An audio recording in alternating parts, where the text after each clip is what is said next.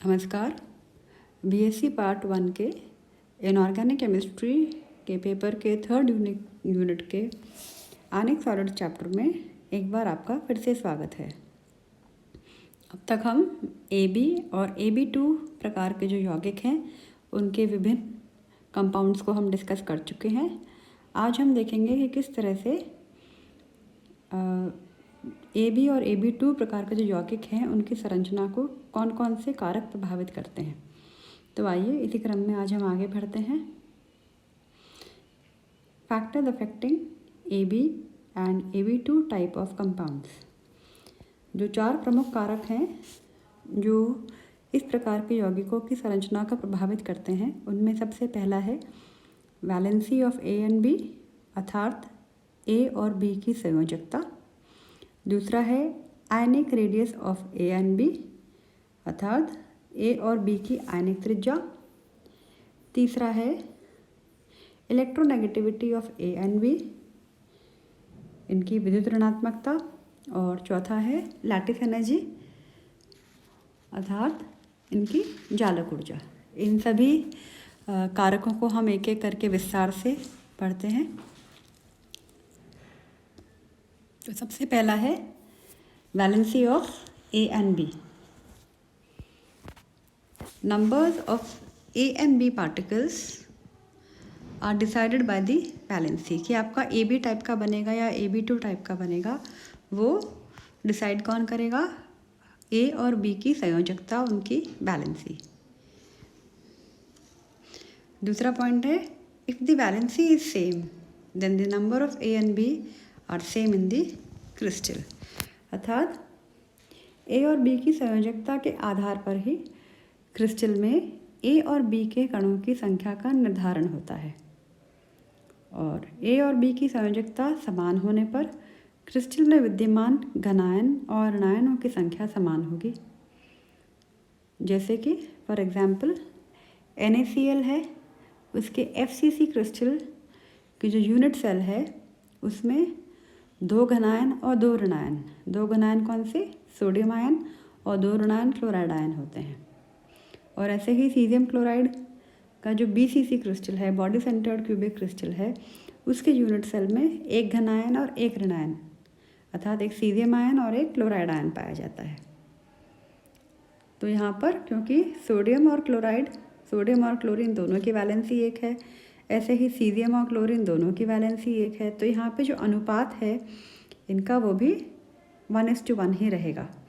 इसके बिल्कुल विपरीत अगर हम कैडमियम आयोडाइड CdI2 की बात करते हैं, इसकी सतह संरचना की जो क्रिस्टल है उसमें जितने परमाणु कैडमियम के होंगे उसके दुगने परमाणु आयोडीन के होंगे, क्योंकि इसकी जो वैलेंसी है वो कैडमियम की 2 है और आयोडीन की 1 है।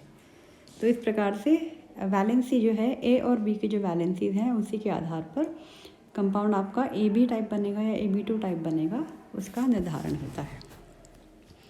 दूसरा जो कारक है हमारे पास वो है ionic radii of A and B, अर्थात A और B की आयनिक त्रिज्या। यहाँ पे जो कोऑर्डिनेशन नंबर है is decided by the ionic ratio of A and B।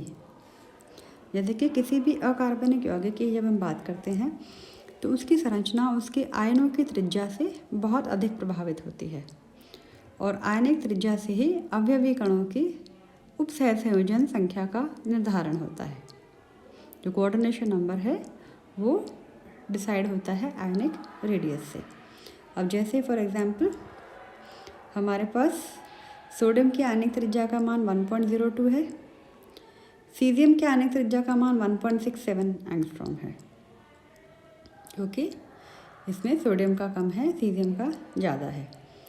अतः यहाँ पे NaCl में सोडियम की कोऑर्डिनेशन नंबर 6 में FCC फलक केंद्रित घनीय संरचना बनेगी, जबकि इसी वर्ग के सदस्य में सीजियम के क्लोराइड, जो सीजियम क्लोराइड है इसमें सीजियम की उपसंयोजन संख्या 8 है, और इसमें सीजियम क्लोराइड की CaCl की BCC arrangement, body centred cubic या काय केंद्रित घनीय संरचना के क्रिस्टलों का निर्माण होगा। तो इस प्रकार से इनकी वैलेंसी समान है सोडियम और क्लोरीन की, और सीजियम और क्लोरीन की भी 1:1 का रेशियो है, परंतु कोऑर्डिनेशन जो नंबर है वो आयनिक रेडियस से डिसाइड होगा।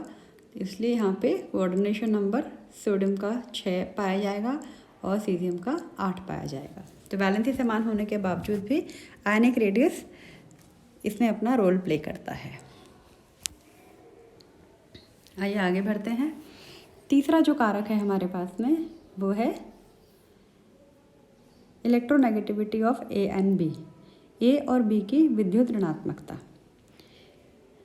मोस्ट यहाँ पर more the electronegativity difference between A and B, more shall be the ionic character, and lower is the electronegativity difference, more is the covalent character. अर्थात A और B की जो विद्युत ऋणात्मकता है इसकी जो अंतर है, अंतर ज़्यादा है या कम है, उसी के आधार पर ये निर्धारण होता है कि इसमें आयनिक गुण अधिक पाए जाएंगे या उपसह संयोजन के जो गुण हैं वो अधिक पाए जाएंगे। किसी भी यौगिक ए बी अथवा AB2 में ए व बी की विद्युत ऋणात्मकता का जितना अधिक अंतर होता है, यौगिक में उतना ही अधिक आयनिक गुण होंगे और उसकी स्पष्ट रूप से ऋणायन और घनायन बनाएंगे। कटायन और अनायन क्लियरली डिफाइंड होंगे। क्लियरली मतलब ये कि ये कटायन बन रहा है और ये अनायन बन रहा है, कि loss of electron will be very well defined. ये आयन निबिड़ संकुलित जालक के रूप में व्यवस्थित होकर कठोर आयनिक क्रिस्टलों का निर्माण करेंगे। और इसके विपरीत यदि ए और बी की विद्युत ऋणात्मकता में अंतर कम है तो यौगिक में सहसंयोजक के गुण अर्थात कोवेलेंट कैरेक्टर अधिक होगा और इनमें स्पष्ट रूप से आयन नहीं बनते और ये परत संरचना वाले मृदु क्रिस्टलों का निर्माण करेंगे। तो जितना ज़्यादा इलेक्ट्रोनेगेटिविटी डिफरेंस होगा उतना ज़्यादा आयनिक कैरेक्टर होगा, और जितना कम इलेक्ट्रोनेगेटिव डिफरेंस होगा उतना ज़्यादा कोवेलेंट कैरेक्टर होगा और आयंस बनने की संभावना नगण्य हो जाएंगी और वे सॉफ्ट क्रिस्टल्स का निर्माण करेंगे। चौथा जो हमारे पास में पॉइंट है, चौथा और अंतिम पॉइंट जो है हमारे पास में वो है लैटिस एनर्जी अर्थात जालक ऊर्जा। Higher the lattice energy more is the stability. यहाँ पर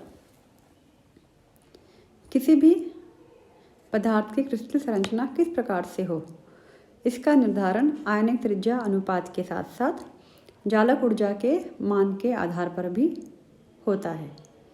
किसी भी पदार्थ के लिए जालक ऊर्जा का मान जितना अधिक होता है उतना ही अधिक उसका स्थायित्व होता है। It will be more stable. जितनी ज़्यादा लैटिस एनर्जी है उतनी ही ज़्यादा जो आपका यौगिक है उसकी स्टेबिलिटी होगी। जैसे हमारे पास में सोडियम क्लोराइड है, इसका रेडियस रेशियो हमारे पास में 0.732 से कम है और इसका कोऑर्डिनेशन नंबर यहाँ पर 6 है, तो हमारे पास ये FCC स्ट्रक्चर में पाया जा रहा है। सीजियम क्लोराइड का जो रेडियस रेशियो है वो 0.732 से ज़्यादा है, इसका कोऑर्डिनेशन नंबर 8 है और इसमें BCC स्ट्रक्चर पाया जाता है। ऐसे ही जो RBBR है, रुबिडियम ब्रोमाइड है, इसका जो रेडियस रेशियो है, इसका जो त्रिज्या अनुपात है उसका मान है 0.76। तो इसका जो स्ट्रक्चर है, जैसे हम ये देख रहे हैं, इसका जो 0.76 का जो मान है उसका जो वैल्यू है इट इज़ मोर देन 0.732। तो क्या होना चाहिए, इसका जो स्ट्रक्चर है it should be similar to caesium chloride, परंतु ये जो स्ट्रक्चर है it is found similar to NaCl। तो यहाँ पे तो सीजियम क्लोराइड की जो स्ट्रक्चर है वो नहीं बना के ये